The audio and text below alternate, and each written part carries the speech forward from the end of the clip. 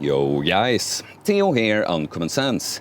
Today I am bringing you a novice program, the Solar Knight Apprentice, to get jacked and stacked, to become strong and muscular, aesthetically pleasing at the same time. So before we get into it, I just want to say here at the start that I absolutely do not feel like recording a video today. I've been working all day, I've been up since 3, I've been having my clients, I've been doing other shit, writing programs and that, and I really don't feel like doing this, but I have made a promise to you guys that I will put out daily videos, and I don't count the morning stream when I do my dance exercise routine. I count the stream if I'm interacting with you guys a lot, but I can't count that. So I have to do it now. And you, of course, have not promised to give anything back to me, but I'm asking you, please, guys, this kind of video, apart from the fact that I'm tired, I'm going to have to spend a lot more time editing it with my shit computer, but even a video that takes editing to put in training clips like this, it takes longer all over, but especially with my crappy computer. And so I will ask you guys, please make it more worth it for me. I will keep putting it out, always, but if you make it more worth it to me with the likes and comments and the super chats when I have a live stream, and it may be even considering becoming a Patreon, the link is in the description, it will become even more worth it for you. I'll be able to put out even more, and it would help me so much with training videos if I, for instance, could hire a spot in a non-commercial gym so I can do high-quality videos there, and of course, eventually level up my technology so the editing options are just better, or if I can even hire an editor. You see, all of this are things that you could get if you invest more in me. But for now, please like and comment early on. I'm seeing a much more support from you guys that are already following me, and I appreciate that a lot, but the growth of the channel is just so fucking slow. And it's not much more that I can do right now that I'm already doing than asking you guys. I have some plans, you'll see going forward, but I'm asking you guys. You can help out by liking, commenting, and leaving the video, letting it play full time even when you don't watch it, if you don't have time. So anyway, let's get into the program. So the Apprentice program here, I call it a novice program because it's simple. It's very simple, so it's not going to be too difficult to understand for a novice, but it's not that a more advanced lifter can't make progress with it. In fact, if I really wanted to, I could even make some progress here. I'd have to smash the workouts pretty hard because I'm quite advanced at this point, but I could definitely maintain this kind of routine. In fact, this program is very similar to what I did, if you've seen the way I cut this year, with basically a 60-hour fast every other week. So on my fasting weeks, this is the kind of program I did. 3 workouts. We'll get into it, but 1 lower, 1 upper, and 1 full body. It's just that for me that are more advanced, I could squeeze it in, after the fast in the whole week. But yeah, so I'm just saying, it's a simple program, but that doesn't mean that you have to be a beginner to be able to benefit from it. It's still my opti in there, right? So, yes. I'll start by just doing the overview of the program, and then we'll go a little bit more into details of it. So, the Apprentice program consists of 3 workouts, like I said, 1 lower, 1 upper, 1 full body. And that might be confusing to you. The most common splits are either just doing full body workouts, either just doing upper, lower, or the push-pull legs, with the 3 split, we split the body into 3, and then even the random bro splits, where you just train whatever you feel like together, like that. The thing is, all of those splits can be good, but it's just that those are just kind of simple for someone who doesn't understand what it's really about. All of those are ways of manipulating your exercise selection, your volume, your lifting volume, your training intensity, and the frequency of it. It's certain boxes you want to tick here, and when you know the formula, when you understand it, it's not that you have to stick to one of these splits, right? So why I've chosen 3 workouts, 1 lower, 1 upper, 1 full body, is that it's more complex than this. It's going to be more individual. You can always manipulate the different volume intensity against each other, but basically, according to the science, when you're not too advanced and you don't try to take a very advanced individual and look at them, hitting a muscle 2 times per week is optimal, more optimal than once, and 3 times you seem to not be able to recover fully. So 2 times is kind of the sweet spot. So what we do sneakily with a program like this is that we manage to hit all muscles twice with 2 workouts, because we are upper lower, there we hit everything once, and then the full body, boom, smash everything again twice. But I like, instead of having only full body, having one lower and one upper gives you some time to focus a bit more on, yeah, now I'm training legs, I'm going to do my squats and all that, we're going to get into it, and on the upper too. Like, so it's not like you feel you just get a little taste of everything when you only train full body. We had the one full body. But so that's the idea there. It's just kind of opted. It's opted. I try to make it as much and as little as possible at the same time, if that makes sense. Okay, so in the lower workout, it's very, very simple. We have barbell squats, 3 to 5 sets of 5 to 8 reps. And what you would understand with this is the 3 to 5 sets, it's also a way of applying progressive overload with volume. You could increase, complete beginner, I would recommend don't go over 3. And these are all, by the way, everything I mentioned are working sets. Whatever you do for your warm-up, that does not count here.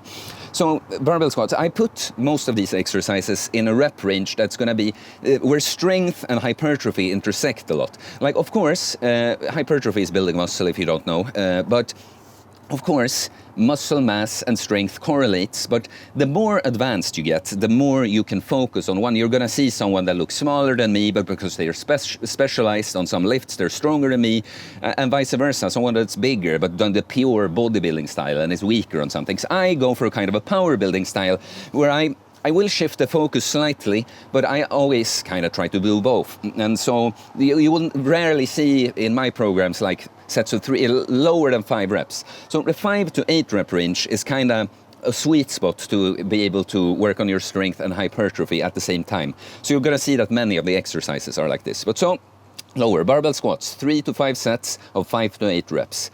We have Romanian deadlift, same thing, 3 to 5 sets, 5 to 8 reps. So with the barbell squats, we obviously hit mainly the quads, the front of the thigh, and the glutes. We're going to get some lower back and core, definitely, from it. In Romanian deadlifts, it's kind of the same. It's just that instead of the quads, it's the hamstrings, the back of the thigh, and lots of glutes still, lots of more lower back in this one. It's going to be quite a bit of upper back, actually, and this plays into why I've chosen other things on the upper workout when we train the back more directly. Here, we're mainly training legs, but you're going to see that especially the back muscles in the middle that run along the spine are often very involved when you train legs.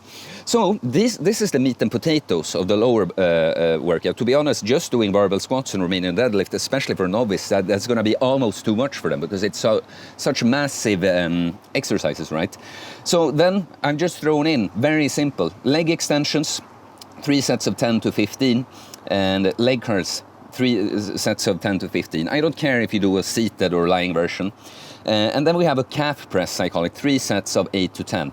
And so that you could do, and it's just a calf raise with a straight leg, because with a straight leg you hit more of the fun calf muscle, the bulky one there below your knee.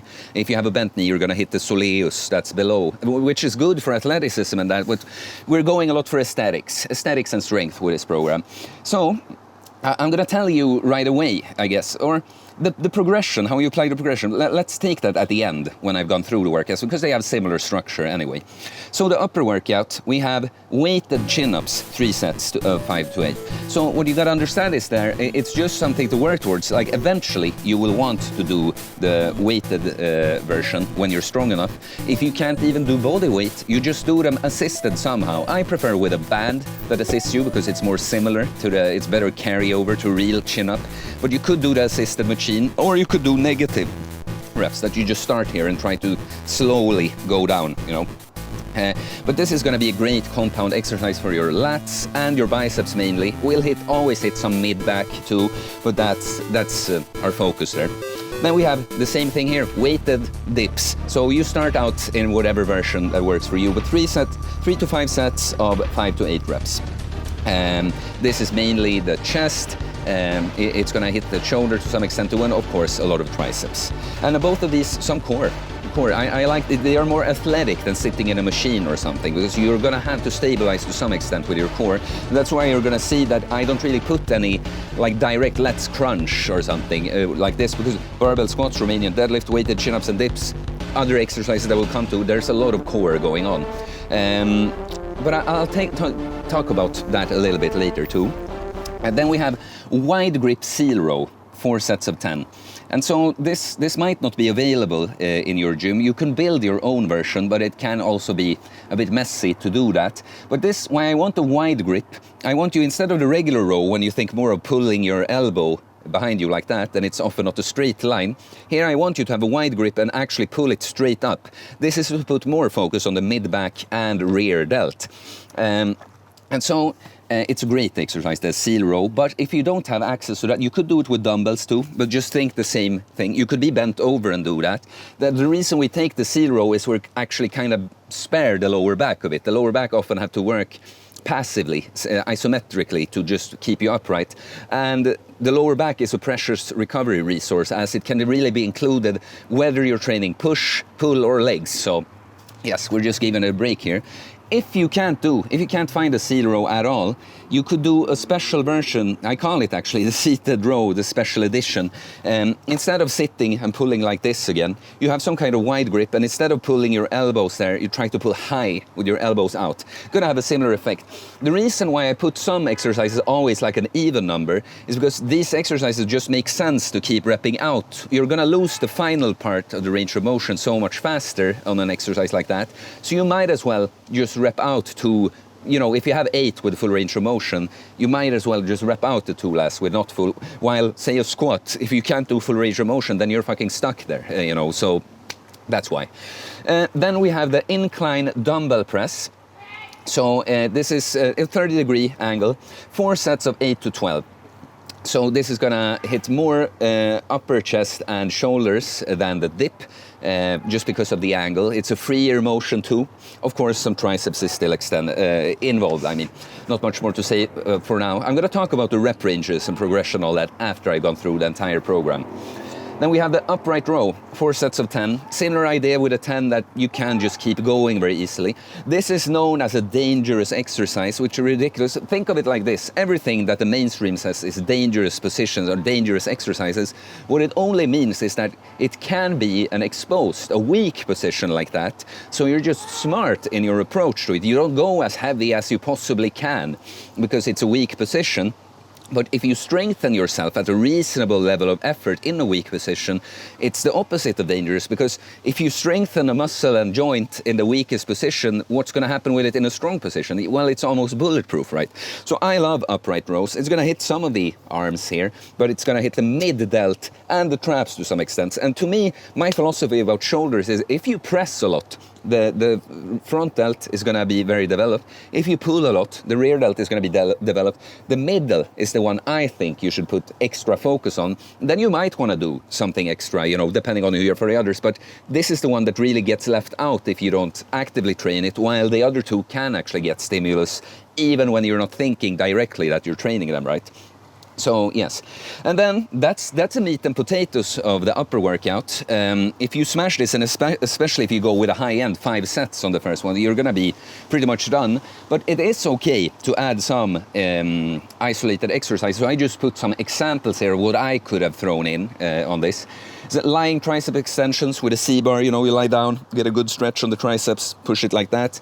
3 sets of 8 to 12. Incline curl, love that, like 60 or 45 degree, you sit and have your arms behind you. You get a good stretch on the biceps and curl like that.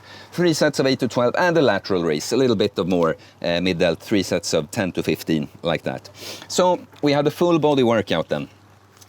So it starts with deadlift, 3 to 5 sets of 5. Again, you choose yourself or progressively overload the volume. So the deadlift is such a big exercise, it's going to hit like the entire lower body, like basically everything in the middle of your back. It hits your grip, your traps. Yeah, it hits so much, but it depends on your build, of course, too, but it's a little less quad heavy. So we also throw in the Bulgarian split squat, 3 sets of 8. Terrible exercise in the sense that everyone hates it, but that's why it's so good. You're gonna get great glute and quad stimulus from it. You're gonna get some mobility in the back leg depending on you do it. You're also gonna get some core strength because it's one-sided like that, so amazing. The deadlift will obviously engage your core a lot as well. Then we have the barbell row, regular standing barbell row now. So now forget about the wide grip and high elbow. Now you're pulling like normal. I put it 4 sets of 10. I wanted a little bit higher reps, both because I just feel like people tend to cheat too much when it's lower rep on this one. The way I like it is if you do 10 reps and you can do it strict to like 8, but for the last 1 to 3 reps, you have to cheat just a little bit. Then I think you had a perfect weight and intensity, But I also put it a little on the higher end because you've done deadlifts and your lower back is going to be a little taxed at this point, depending on you are again, of course. But it's just going to be more sparing for the lower back to go with lower weight, so that it doesn't have to work quite as hard to keep you upright as you row. And the barbell row is like a compound pulling exercise. Everything on the back there is going to be hit to some extent. Yeah, and that's why I like it in a full body workout. Then I put the regular barbell bench press here, 4 sets of 5 to 8.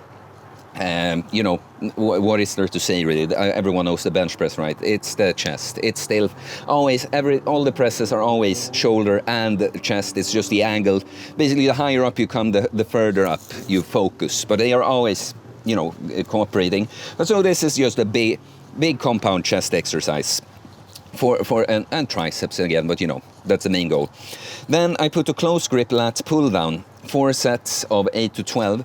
The reason I do this is like with the deadlifts and the rows, we're gonna have hit so much of the upper mid back there, and the lats some with the barbell row too. But to get in, I love the close grip. Just as I love the chin ups, I like the close grip for lat pull downs to hit more lats there. So we have 4 sets of 8 to 12 there. And finally, we have the barbell shoulder press. We have trained the shoulders a lot with the different pressing movements, like the different angles, but we want on the full body to get in just a more pure. It's going to hit mainly the front, but it does strengthen the whole shoulder, the triceps too as well. And on this one, you could also throw in some isolated exercises. It's dependent on the individual, of course, but for me personally, when I look at this program, what I'd like to throw in there is a little bit of more chest, because the back, the deadlift, 2 different pulling movements hit pretty well. Bulgarian split squats and the deadlifts, still a lot of leg action going on. And the triceps and biceps from the pulling and pushing quite a bit. It's the chest. It's really mainly on the bench press here. So I could throw in something like a cable fly, some kind of pressing machine even, just to give you some hints there. But okay, that's the entire program. And ideally, the best thing is you can do lower on the Monday and you rest Tuesday, do upper on the Wednesday, rest Thursday, smash full body on Friday, take a complete rest over the weekend, repeat. But of course, this is always, see the things I give you, I do this for myself too, as a template, as a structure to start from. Then there is always a little bit of wiggle room if you don't do anything too extreme. Like if you try to put all Monday, Tuesday, Wednesday, you try to do all this and then rest for 4 days, that's not gonna be optimal at all, But for instance, if it just works better for you to, do the lower on Monday and the upper on Thursday and then full body on Saturday, it's still slightly less optimal. I have thought it through why I split them up like I do with recovery, from the different muscle groups. But it's so slightly off that it still works. Do you understand? So this is the point all the time. If you would just swap out an exercise here and there, as long as it's not a dumb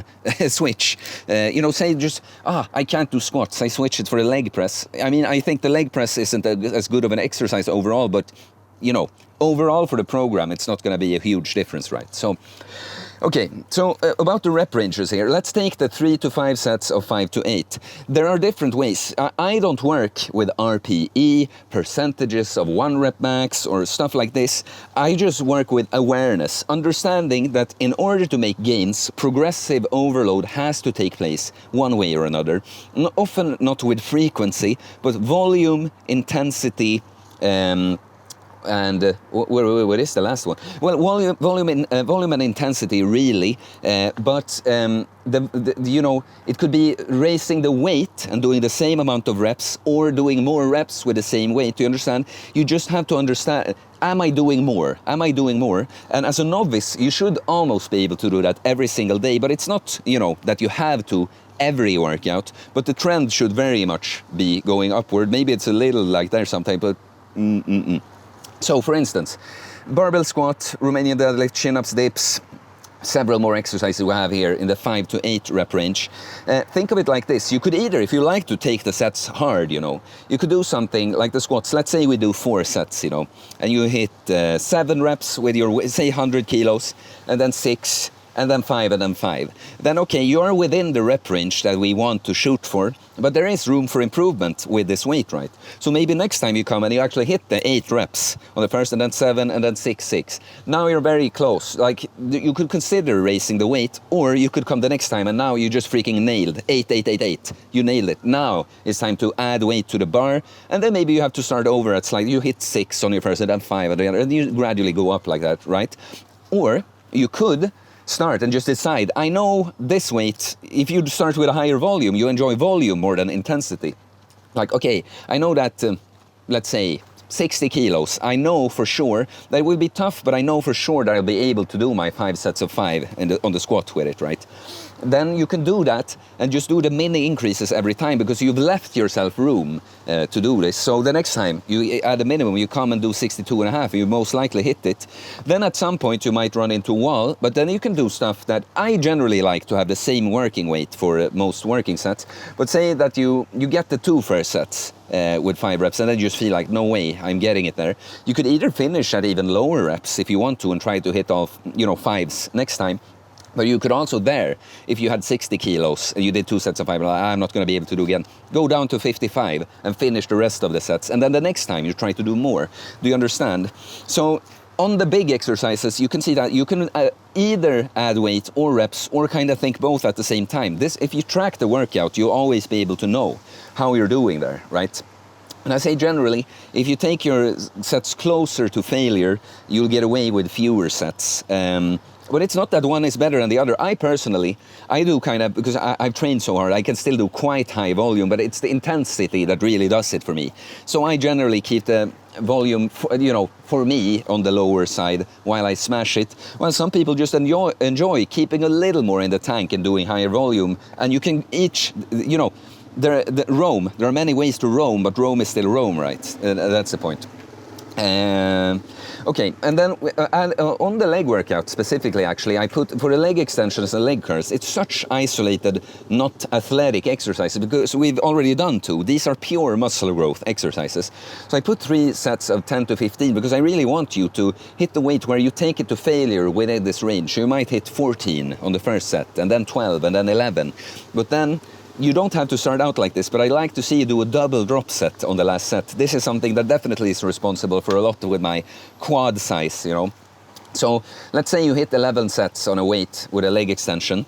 You would then want to lower the weight by around 30%. Doesn't have to be exact.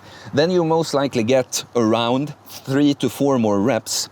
Then you lower it another 30% on the new weight. So you're gonna basically if you say it's 100, you would lower it to like 70, and then you would be at 55 or so. You would be slightly higher.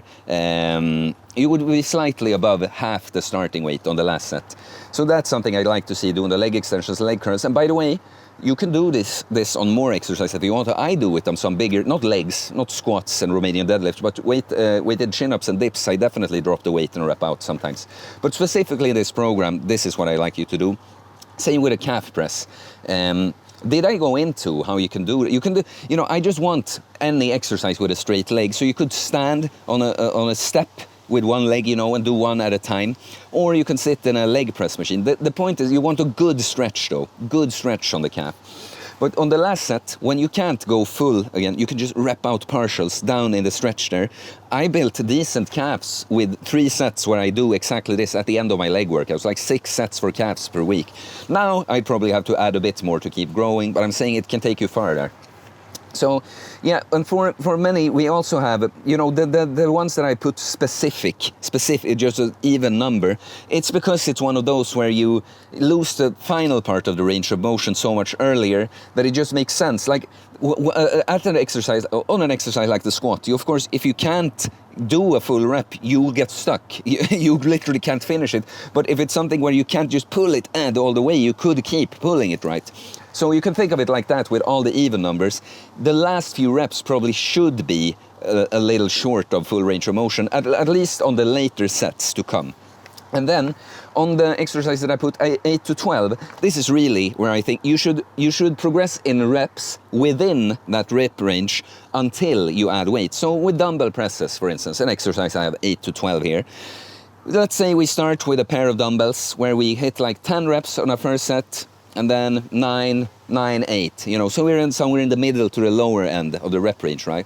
Next time we get 11, 10, 9, yeah, still the same dumbbells. But then when we're like 12, 11 basically, that's when we want to move on to the next set of dumbbells. And now maybe we're back to 8, 9, 10 reps per set. But you see, you increase the reps before you increase the weight. This is something I've done with the squats a lot too, by the way, because I feel like you gotta get used to that weight. You sometimes gotta get to know the weight a bit, so it just safer, I feel like, when you raise the weight, you can start out on lower reps. Not that you have to, it's just one approach. I've done it very similarly to how I described with a dumbbell press there, right? But yeah, guys, I think I've covered everything you need to know. Let's say this about rest times, because someone is going to ask. Rest times is not really that important.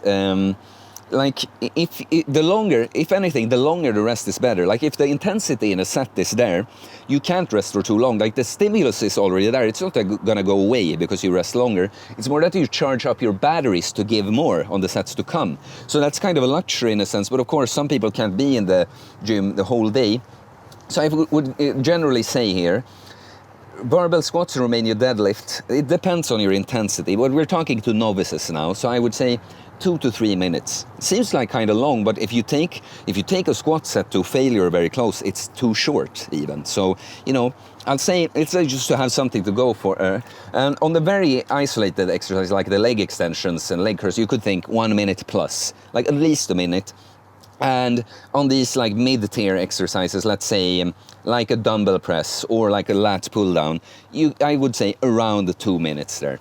So that's something to go by, but just know the longer the rest, the better really. The faster is definitely not the better. Then if you do too fast, if you do it so fast that you haven't fully recovered, if it's not too fast, that can still work, because then it's a balance always. You have to balance it. It's just the balance can be crazy, but there's always a little bit of balancing to be done.